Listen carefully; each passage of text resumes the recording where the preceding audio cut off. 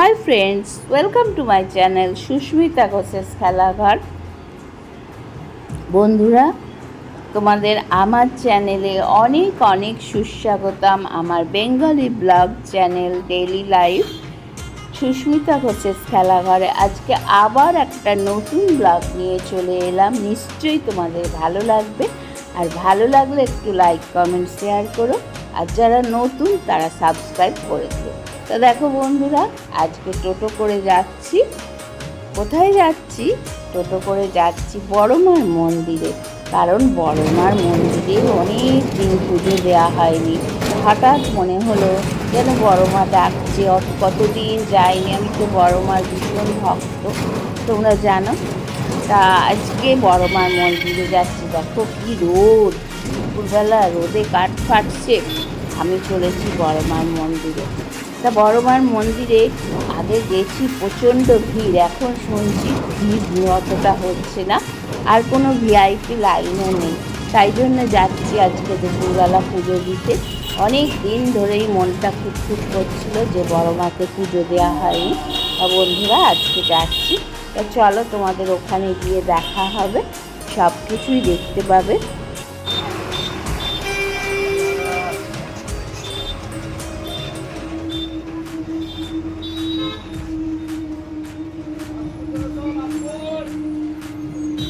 আতপুর জগদল আতপুর আতপুর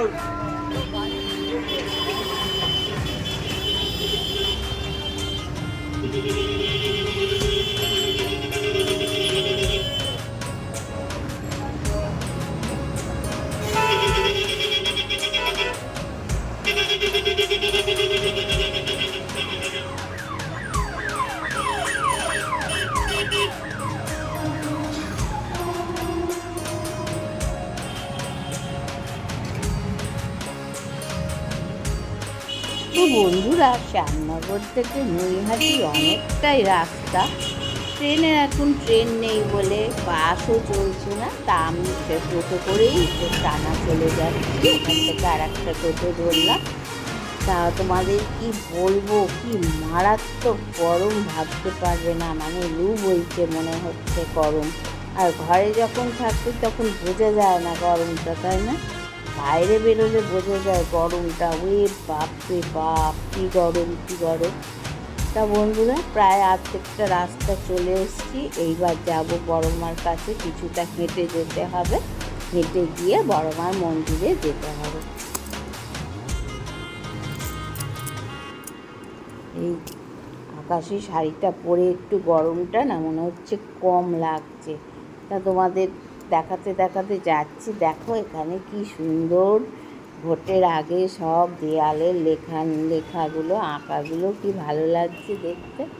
আমি সেই দেখতে দেখতে দেখতে দেখতে চলেছি সেই বড়মার মন্দিরের কাছে। আর এইখানে দেখো আর একটা তোমাদের মন্দির দেখাবো। এটা একটা শিব মন্দির, খুব জাগ্রত শিব মন্দির। এখানে জল দেওয়া হয় চৈত্র মাসে, বৈশাখ মাসে।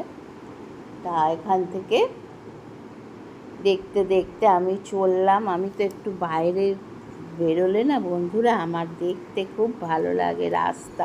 তোমরাও দেখতে ভালোবাসো না? আমার খুব ভালো লাগে। ওই জন্য আমি যখন কোথাও যাই দেখবে রাস্তা বা ট্রেন থেকে আমি দেখাই, কারণ প্রকৃতি দেখার মধ্যে একটা আলাদা আনন্দ আছে, তাই না? আর এই যে রাস্তা একদম শুনশান ফাঁকা, তার মধ্যে দিয়ে যাচ্ছি। আমি একাই যাচ্ছি, মাঝখানে একজন উঠলেন, তাই দেখতে দেখতে যাচ্ছি কোথায় কী আছে। এইটা আমার হবি বলতে পারো। তা চলে আসছি একেবারে বড়মার মন্দিরের কাছে। গিয়ে তোমাদের সাথে দেখা হবে। এই যে দেখো, এই যে নৈহাটিতে নেবে কিছুটা আমার হেঁটে যেতে হবে, জানো।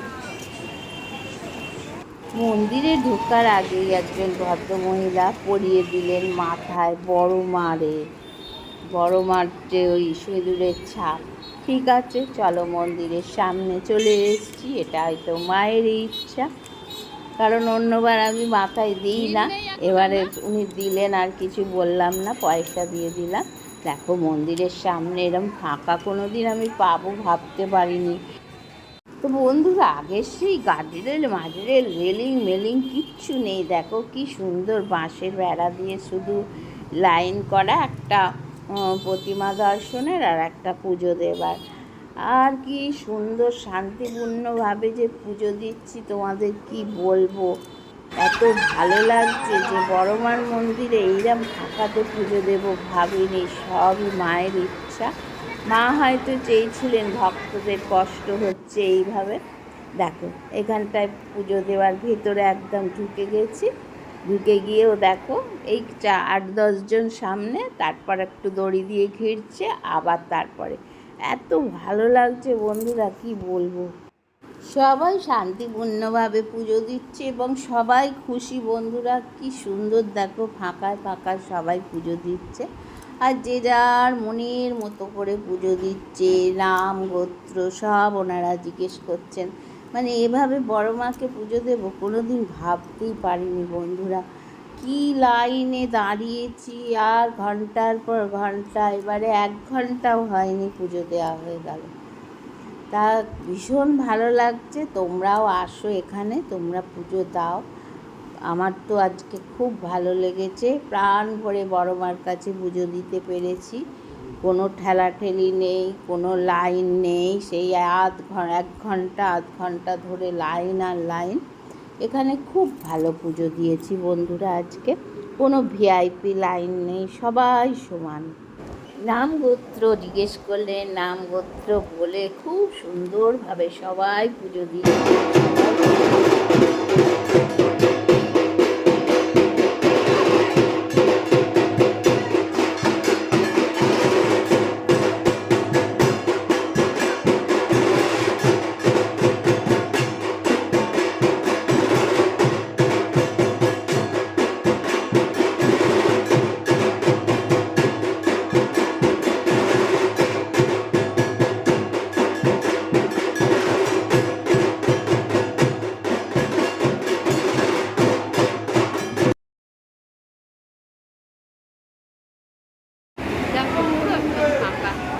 একটা নির্দিষ্ট টাইম সবাই যে যার নিজের মতো পুজো দিচ্ছি, ফটো তুলছি। এত ভালো লাগছে বন্ধুরা।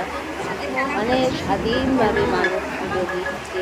এবারে নিচে আমার পুজো দিয়ে আজকে দিতে পারবো, মানে ভাবতে পারিনি। ভাবছি কত লাইন করবে, কত করবে, কিন্তু না, একদম সুন্দরভাবে পুজো দিয়েছি। সবাই নাম ওখানে ভ্যান দাঁড় করে সুন্দরভাবে পুজো হচ্ছে।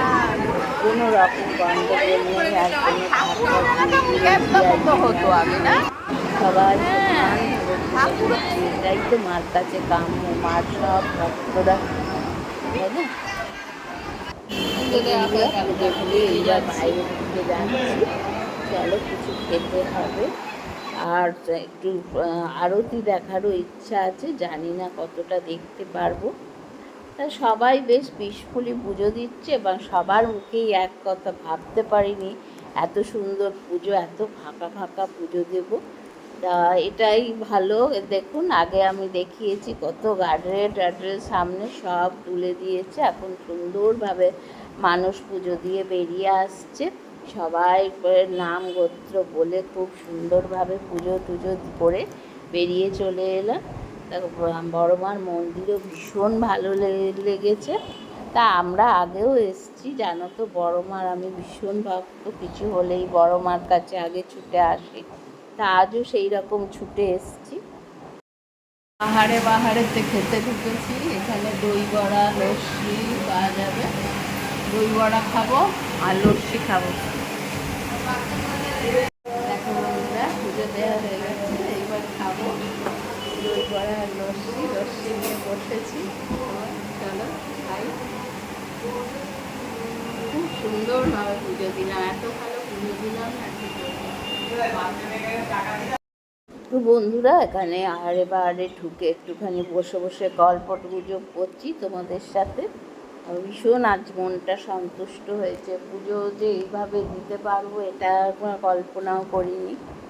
প্রতিবারই আসি, খুব মানে লাইন, কোথার থেকে কোথায় লাইন পড়ে।